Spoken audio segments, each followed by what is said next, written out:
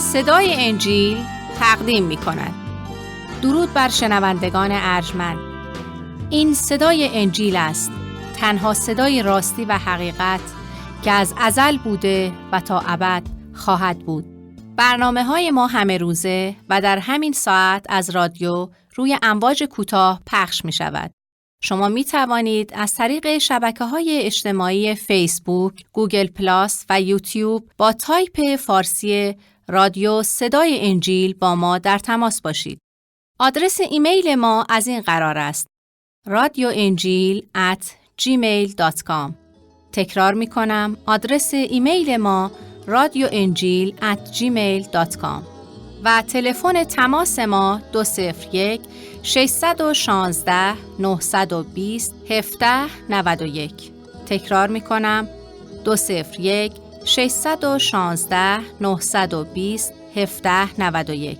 از شما دعوت می کنیم که به برنامه این ساعت صدای انجیل توجه فرمایید.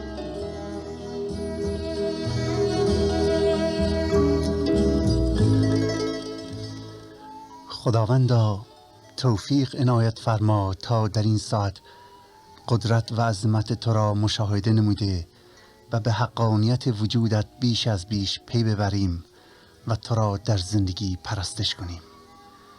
ما را یاری بده تا در تمام مراحل زندگیمان تو را از یاد نبرده و در عوض این حقیقت را بپذیریم که تو همیشه با ما هستی و شاهد و ناظر اعمال، افکار و زندگی هستی.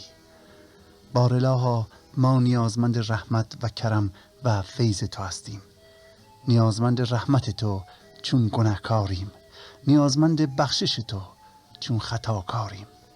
پس کرم فرمای خدا و گناهان و خطایای ما را از ما دور کن.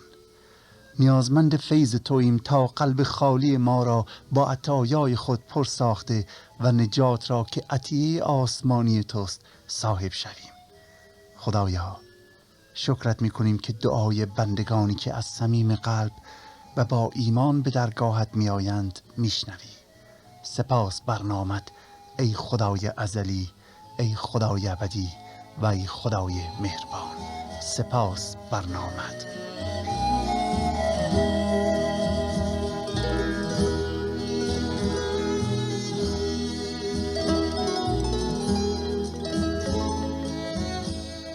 صدای انجیل تقدیم می کند زندگی و تعلیمات عیسی مسیح، اقتباس از انجیل مقدس.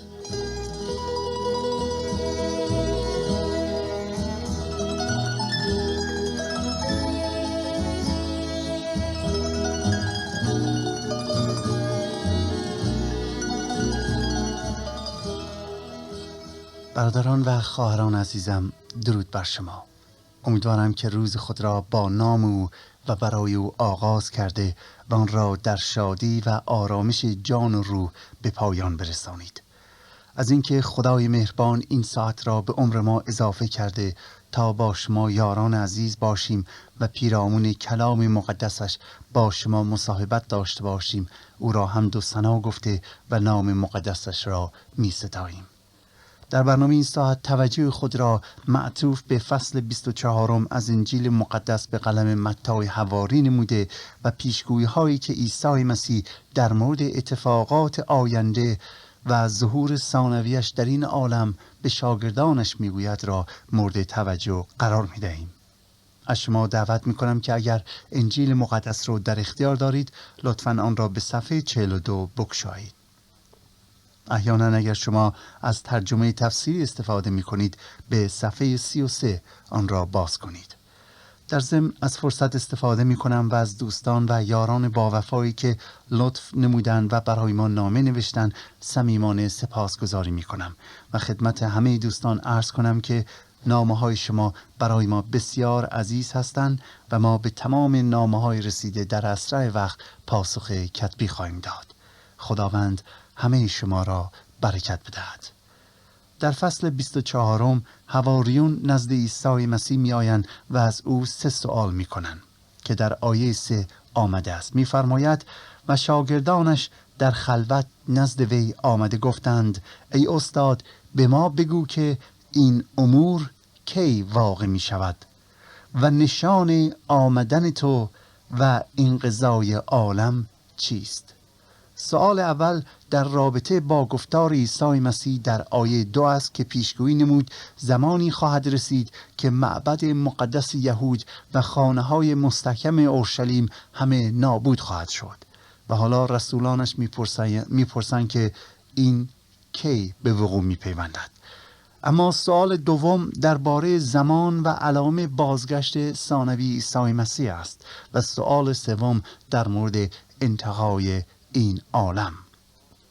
در پاسخ به این سه سوال عیسی مسیح شاگردان خود را ابتدا با علائم سقوط معبد و سپس با علائم ظهور ثانوی خود و انقضای عالم آشنا می کند. از آیه 5 الی 18 بیش از 18 اتفاق را بیان می کند. می فرماید پیغمبران کاذب خواهند آمد، جنگ های بسیاری خواهد بود، قحطی های زیادی دامنگیر بشر میشه و زلزله های زیادی میشه و گناه بسیاری این جهان را آلوده می کند و غیره و غیره. در آیه 14 میگوید و وقتی مژده انجیل به گوش همه مردم دنیا رسید و همه از آن با خبر شدند، آن وقت آخر دنیا میرسد. حالا این سوال پیش می آید که چه لزومی دارد که پیام انجیل به همه عالم برسد تا انتهای عالم برسه؟ چرا مسیح می گوید که باید اول پیغام انجیل به سمع مردم عالم برسه؟ جواب اینه که نجات و حیات بشریت در انجیل مقدس است. انجیل به معنی خبر خوشه، خبر خوش الهی، زیرا کلام خداوند نشان می‌دهد که از ابتدا طریقی که خدا برگزید تا انسانها را نجات بدهد همان راه صلیب عیسی مسیح بوده که در انجیل مقدس بیان شده است. خدا یکیه و راهش هم یکی. حالا شاید سوال بشه که چطور ممکنه که این واقع بشه، چون به هر حال عیسی مسیح 2000 سال پیش زندگی میکرده، اما مردمی که قبل از مسیح نجات یافتن اونا از چه طریقی نجات یافتن؟ مردمی بودن که 3 یا 4000 سال یا 5000 سال قبل از مسیح مقبول پسند خدا شدن، در حالی که آن وقت صلیبی نبود و مسیح هم ظهوری نکرده بود. پس معنی این آیات چیه؟ دوستان عزیز، حقیقت امر اینه کسانی که قبل از صلیب عیسی مسیح، یعنی از زمان حضرت آدم و حوا تا ظهور عیسی مسیح عادل محسوب شدن، همه به صلیب می‌نگریستند. دقت کنید، همه به صلیب می‌نگریستند، همه به آینده چشم دوخته بودند. نجات خدا را همه از روی ایمان دریافت کردند. آنها به صلیب می‌نگریستند و به خاطر ایمانشان عادل محسوب شدند. شاید درک این حقیقت برای بعضی‌ها صغیر باشه و غیر ممکن، ولی دوستان عزیز، واقعیت اینه که خدا از ابتدا فقط یک راه را برای نجات بشر برگزیده و آن راه قربانی، راه صلیب بود. برای نمونه بیایید به گذشته نگاه کنیم. حضرت هابیل را در نظر بیاوریم که فرزند حضرت آدم بود. او را می‌بینیم که گوسفندی رو برای قربانی انتخاب کرده و می‌خواد برای خدا یک گوسفندی رو قربانی کنه.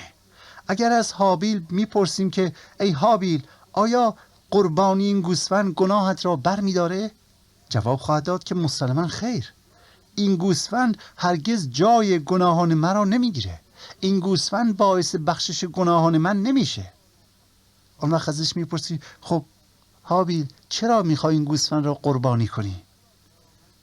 و چرا از خداوند طلب بخشش میکنی وقتی که میخوای این گوسفند را بکشی، در صورتی که این گوسفند گناهات را نمیبخشه؟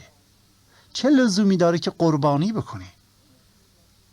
او فکر میکند و جوابی میدهد. راستی فکر کنید جوابش چه خواهد بود؟ شاید جواب او همان جواب ابراهیم و جواب موسی و جواب اشعیا و جواب ارمیا و دیگر پیغمبران خدا باشد که بگوید من به آینده چشم دوختم. اگرچه این گوسفند قربانی شده گناه مرا از من دور نمی کنه، ولی خدا فرموده است تا قربانی گوسفند را به جا بیاورم. چرا؟ تا نمونه‌ای باشد به آنچه که در آینده اتفاق خواهد افتاد. خدا فرموده است که قربانی را انجام بدهم. چرا؟ تا نمونه‌ای باشد به آنچه که در آینده اتفاق خواهد افتاد. و دوستان، این امر ادامه داشت از زمان حضرت آدم و حوا تا زمان حضرت یحیی، تا اینکه روزی رسید که حضرت یحیی وقتی عیسی مسیح را دید که به سویش می آید، به جماعت عظیمی که دور او جمع شده بودند رو کرده و گفت: این است بره خدا که گناهان جهان را برمی دارد. این است آن بره خدا که گناهان جهان را برمی دارد. خداوند اعلام کرده بود که مزد گناه موت است و جز کفاره دادن بیگناهی در راه گناهکاران عدل الهی اجرا نمی گردید. و کلام خداوند می گوید که نجات و بخشش گناه عطیه‌ای است الهی. بشر نمی تواند آن را بخرد و یا به وسیله اعمالش آن را تصاحب کند، بلکه خداوند آن را عطا می کند. نجات فیض خداست، یعنی چیزی که لیاقتش را نداریم از طرف خدا دریافت می کنیم. و عجیب اینجاست که پس از مصلوب شدن مسیح و قیام او از مردگان دیگر هیچ قربانی جهت بخشش گناه انجام نگردیده، زیرا مسیح با فدا کردن جانش راه حیات بشر به سوی ابدیت و خداوند گشود. و امروز هر کسی که به عیسی مسیح ایمان آورد و او را به عنوان نجات دهنده خود بپذیرد نجات خواهد یافت. انجیل به معنی خبر خوش است که خدا در مسیح گناهکاران را می بخشد و هر کسی که به سوی او آید این عطیه الهی، این نجات را دریافت می کند. و برای همین است که مسیح می گوید قبل از این که انتهای عالم برسد پیام حیات بخش انجیل باید به سمع مردم عالم برسه، تا آنها نیز، دقت کنید، تا آنها نیز از آنچه که خداوند برایشان مهیا کرده است آگاه شوند و اگر بخواهند می توانند نجات پیدا کنند. اگر بخواهند می توانند نجات پیدا کنند. و دوستان عزیز، خدا را شکر، همونطوری که قبلا هم عرض کردم، تا سال 2000 یعنی حدود چند سال دیگه پیام انجیل از طریق رادیو به بیش از 210 زبان عالم پخش خواهد شد. امروز به بیش از 180 زبان مختلف عالم پیغام انجیل داره پخش میشه و به زودی تا سال 2000 آن به بیش از 210 زبان خواهد رسید. از آیه 15 عیسی مسیح علائم خرابی معبد را بیان می کند که تا آیه 20 ادامه دارد. در برنامه گذشته در این مورد صحبت کردیم و یادآور شدیم که دانشمندان علم الهی متفق القول هستند که آنچه که عیسی مسیح در مورد معبد فرمود در سال 70 میلادی عملی میشه.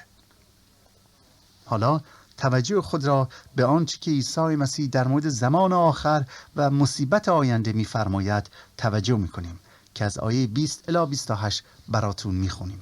عیسی مسیح می‌گوید: پس دعا کنید تا فرار شما در زمستان یا در سبت نشود، زیرا که در آن زمان چنان مصیبت عظیمی ظاهر می شود که از ابتدای عالم تا کنون نشده و نخواهد شد. و اگر آن ایام کوتاه نشدی هیچ بشری نجات نیافتی، لیکن به خاطر برگزیدگان آن روزها کوتاه خواهد شد.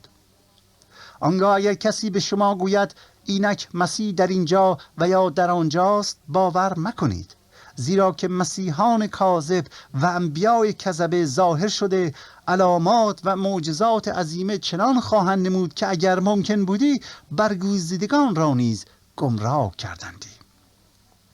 اینک شما را پیش خبر دادم. پس اگر شما را گویند اینک مسیح در صحرا است، بیرون مروید، یا آنکه در خلوت است، باور نکنید، زیرا همچنان که برق از مشرق ساطع شده تا به مغرب ظاهر می شود، ظهور پسر انسان نیز چنین خواهد بود. دوستان عزیز، عیسی مسیح آن ایام را بسیار وحشتناک و مهیب و مخوف می داند، به طوری که در آیه 22 می فرماید: در واقع اگر خدا آن روزها را کوتاه نکردی، هیچ انسانی جان سالم به در نمی برد. این روزهای سخت اشاره به دوره دجال یا ضد مسیح است که دنیا را تحت نفوذ خود در می آورد. در کتاب مکاشفه و همچنین در کتاب دانیال به طور مفصل به این موضوع اشاره شده و لااقل ثلث جماعت این عالم از بین می روند.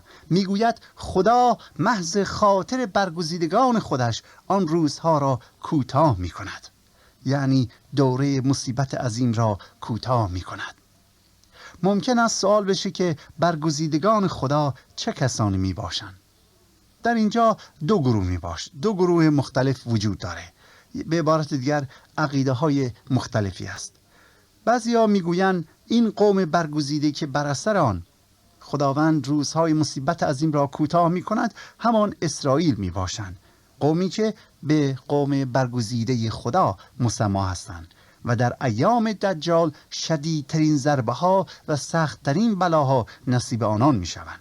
و گروه دوم معتقدند که این اشاره به مسیحیان می باشه که به برگزیدگان نیز مسمی می باشند. ولی دوستان اگر در بقیه آیات این تفکر رو جا بدهیم و فصل‌های دیگری کتاب مقدس نیز که درباره دجال صحبت می کند در نظر داشته باشیم، بدون شک می توان گفت که مقصود عیسی مسیح از برگزیدگان همان قوم بنی اسرائیل می باشد، زیرا مسیحیان قبل از ظهور دجال به آسمان ربوده می شوند. در آیه 23 درباره ظهور پیامبران دروغین باز عیسی مسیح تأکید می کند. 3 بار در این آیات عیسی مسیح می گوید که مواظب پیامبران دروغین باشید. اگر کسی به شما بگوید که آن مسیح موعودی که منتظرش هستید ظهور کرده و در فلان جاست، باور نکنید. مقصود از مسیح همان برگزیده موعود می باشه که خیلی ها خواهند گفت که من مسیح موعود هستم و اتفاقا عیسی مسیح می گوید کسانی به اسم من خواهند آمد و حتی معجزات بسیار عظیمی نیز انجام خواهند داد. حالا چون عیسی مسیح صاحب قدرت معجزه بود، اینا نیز صاحب قدرت معجزه هستند و بدین وسیله میخوان خودشون رو به جای عیسی مسیح به مردم جا بدن که همه از او پیروی کنن. ولی مسیح میگوید که شما نباید فریب آنان را بخورید، هرچند معجزات میکنند. میگوید آنان مسیحای کاذب هستند و نمایندگان دجالند که همان شیطان میباشد. مطابق این آیات دوستان عزیز، در آینده افرادی ظهور خواهند کرد که با قدرت اهریمن قادر به انجام معجزات بسیار عظیمی خواهند شد و این معجزات برای گمراه کردن مردم و مخصوصا عادلان نیز خواهد بود. عیسی مسیح میگوید در آن زمان ایمان به خدا یکتا تقریبا از بین میره. چرا؟ چون این افراد شریر با قدرت معجزه آسای خودشون حتی مقدسین را وسوسه و فریب میدن و آنان را قانع میکنن که پیرو دجال شوند.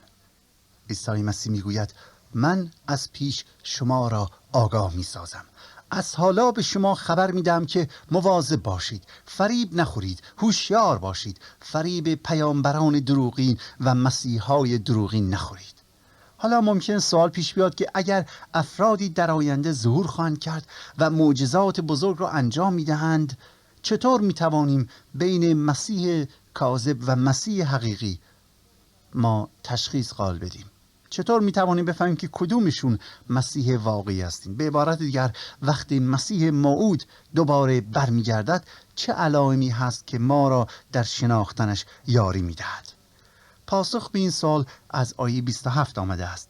در آیه 26 مسیح میگوید که پس اگر به شما بگویند که عیسی مسیح در بیابان دوباره ظهور کرده، به حرفشون اهمیت ندهید و اگر بگویند پیش ما مخفی شده و یا فلان جاست و غیره، باور نکنید. چرا؟ آیه 27 میگوید چون آمدن من که مسیح هستم مانند برق آسمان خواهد بود که در یک لحظه از شرق تا غرب را روشن میکنه. یعنی در آن واحد وقتی که عیسی مسیح دوباره بیاد، همه مردم عالم در یک لحظه بدون استثناء متوجه ظهور ثانوی مسیح خواهند بود، زیرا او درست مثل رعد و برق آسمان که در یک لحظه از شرق تا غرب آشکار میشه، ظهورش آنی خواهد بود و نیازی نیست که خبر آمدن او را از رادیوی و یا تلویزیون و روزنامه ها بگیریم. خیر، چون که اگر ما زنده باشیم خودمون بلافاصله با ظهور ثانویش روبرو خواهیم شد.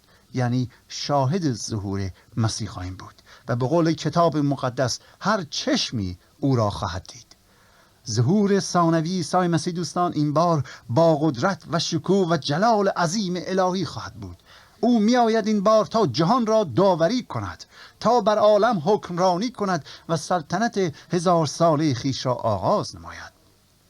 وقتی او بیاید دجال و شیطان نابود میشه و همه مردم دستهای سوراخ شده او را خواهند دید که به خاطر من و شما، به خاطر گناهان مردم جانش را بر روی صلیب فدا کرد. روی دستهاش میخ زدن. بله دوستان عزیز، مسیح موعود در دستهایش و در پاهایش علامتی دارد و آن جای میخهایی است که بر دست و پایش زدند و مصلوبش نمودند. در آیه 28 میگوید هر جا لاشه‌ای باشه لاشخورها هم در آنجا جمع میشوند. تعبیر این آیه چندان آسان نیست و عقاید مختلف نیز در این مورد وجود داره. بعضیا میگویند مقصود مسیح اینه که لاشها همان پیامبران کاذب هستند و لاشخورها پیروان آنان میباشند. این مگسانند که گرداگرد شیرینی جمع شدند و مسیح میخواد تعلیم بدهد که پیامبران دروغین پیروان بسیاری خواهند داشت و نباید به خاطر کثرت پیروان مذهبی آن را مذهب حقیقت دانست. از آیه 29 مسیح نه فقط اشاره به ایام مصیبت عظیم که در کتاب دانیال نبی و کتاب مکاشفه یوحنا آمده است اشاره می نماید و آن را اعلام علائم آخر زمان می دانه، بلکه اعلام می کند که این کهکشانهای ما و این نظم و ترتیبی که در عالم ما هست روزی به هم می خورد و دنیای ما دگرگون میشه. آیاتی که در اینجا هست تا چندی پیش باعث تمسخر گروهی از دانشمندان بود، زیرا براشون امکان نداشت تصور کنند که جهان ممکنه نظم خود را از دست بدهد و در زمان خود مسیح نیز دانشمندان به وجود قدرت جاذبه زمین و نظم جهان پی نبرده بودند. ولی عیسی مسیح 2000 سال پیش به آن اشاره کرده بود و حالا به شاگردانش میگوید که در ایام آخر نظم این عالم به هم میخوره. و دوستان عزیز، دانشمندان علوم در دنیای امروز نگران هستند که چگونه دنیا را از نابودی نجات بدن. گوش کنید به آیات کلام خدا. می‌فرماید و فوراً بعد از مصیبت آن ایام آفتاب تاریک گردد و ماه نور خود را ندهد و ستارگان از آسمان فرو ریزند و قوت‌های افلاک متزلزل گردند. آنگاه پسر انسان در آسمان پدید گردد و در آن وقت جمیع طوایف زمین سینه زنی کنند و پسر انسان را ببینند که برابر ابرهای آسمان با قوت و جلال عظیم می آید و فرشتگان خود را با سور بلند آواز فرستاده تا برگزیدگان او را از بادهای اربعه از کران تا به کران فلک فراهم خواهند آورد. پس از درخت انجیر مثلش را فرا گیرید که چون شاخش نازک شده برگ‌ها می‌آورد، می‌فهمید که تابستان نزدیک است. همچنین شما نیز چون این همه را ببینید بفهمید که نزدیک بلکه بر در است. در این آیات عیسی مسیح قبل از ظهور ثانویش اتفاقاتی را که باید به وقوع بپیوندد برای ما بازگو می‌کنه و نشان می‌دهد که به زودی او خواهد آمد. میگوید وقتی این چیزها را میبینید بدانید که ظهور ثانوی من نیز بسیار نزدیک بلکه بر در است. دوستان عزیز، اول ملاحظه میکنیم که دجال میاد، مصیبت عظیم آغاز میشه که در کتاب دانیال و مکاشفه به آن به خوبی اشاره شده و نشان میدهد که 7 سال دوره سلطنت دجال میباشد و بعد از آن تغییرات عظیمی نیز در آسمان به وجود میاد. دجال تغییرات بزرگی رو در جهان به وجود می آوره و بعد از آن تغییرات عظیمی در آسمان به وجود میاد. میگوید ماه دیگر نور خود را نمی دهد و ستارگان می ریزند و نیروهایی که زمین را نگاه داشتند به لرزه در می آیند. به عبارت دیگر قوه جاذبه زمین منقلب میشه و سرانجام نشان آمدن من در آسمان ظاهر میشه. وقتی این چیزها به وقوع بپیوندد مسیح ظهور می کند. می گوید در سرتاسر جهان مردم عزا می گیرند. چرا؟ چون آنان برای اولین بار با داور عادل روبرو می شوند و به حال زار خودشون گریه خواهند کرد و ماتم می گیرند. میگوید تمام ملت‌های دنیا مرا می‌بینند که در میان ابرهای آسمان با قدرت و شکوه خیره کننده و با ملائکه میآیم.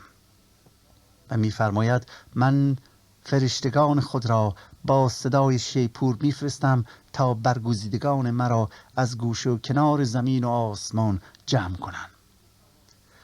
عیسی مسیح به این مطالب اشاره میکنه، وقایع آینده را برای ما بازگو میکند برای یک هدف مخصوص و اون اینه که تا من و شما را آماده سازد که منتظر ظهور ثانویش باشیم و فریب پیامبران دروغی را نخوریم. دوستان عزیز، بدون شک عیسی مسیح دوباره برمیگردد. او داور عادل است. او میآید تا مردم را داوری کند و همچنین سلطنت خود را آغاز کند. او پادشاه پادشاهان است. او رب الارباب است.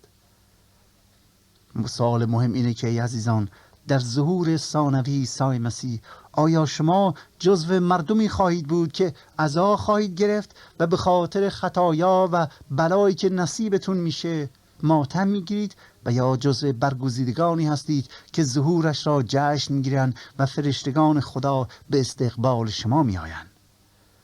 آنانی که برگزیده اویند با او سلطنت خواهند کرد، اما آنانی که عزا میگیرند در آتش جهنم خواهند افتاد، زیرا که به مسیح خداوند توهین کرده و او را نپذیرفتند. ولی دوستان عزیز، امروز خداوند این فرصت را به من و شما عطا کرده تا امروز من و شما از عذاب جهنم برهیم. کلام خداوند نشان می‌دهد که خدای تعالی داوری را به دست عیسی مسیح سپرده و حیات و ابدیت دوستان عزیز در دست اوست. امروز اگر به او ایمان بیاوریم و از او پیروی کنیم، امروز اگر قلب خود را به مسیح زنده بسپاریم و از او بخوایم که وارد زندگی ما بشه و زندگی ما را عوض کنه و ما را پاک و عادل نماید، امروز اگر به گناهان خود اعتراف کنیم و از عیسی مسیح پیروی کنیم، امروز می توانیم صاحب حیات جاودان شویم. دوستان عزیز، کلام خداوند به ما مژده می دهد که راه حیات امروز برای همه باز است، اما زمانی خواهد رسید که این راه حیات بسته خواهد شد. امروز روز نجات است. امروز روزی است که من و شما بایستی به فکر آینده باشیم. حقیقت اینه که با قدرت خودمون نمیتوانیم کاری بکنیم، اما اگر زندگی خود را به دست عیسی مسیح بسپاریم، به او توکل کنیم و از او پیروی کنیم، آن وقت خواهیم توانست در ملکوت الهی راه یابیم. چرا؟ چون منجی که داریم، شفیعی که داریم زنده است و اکنون در حضور خداست و فرمود که وقتی بیایم شما را نیز با خود خواهم برد در همان جایی که من هستم، یعنی در حضور خدا. راستی از این چه بهتر که مطمئن باشیم از امروز که در نزد خدا جا و مکانی داریم، آن هم به وسیله ایمان به عیسی مسیح. خدا کند این اعتماد و آرامش الهی را امروز داشته باشید. خداوند یار و یاورتان باد. آنچه شنیدید برنامه‌ای بود از رادیو صدای انجیل. خوشحال می‌شویم که با ما مکاتبه کنید و از نشریات و ادبیات ما استفاده نمایید و از طریق شبکه‌های اجتماعی فیسبوک، گوگل پلاس و یوتیوب با تایپ فارسی رادیو صدای انجیل همراه ما باشید. همچنین از طریق تلفن و ایمیل نیز می توانید با ما تماس بگیرید. آدرس ایمیل ما از این قرار است: radioenjil@gmail.com. تکرار می کنم، ایمیل ما radioenjil@gmail.com و تلفن ما 201-616-920-1791.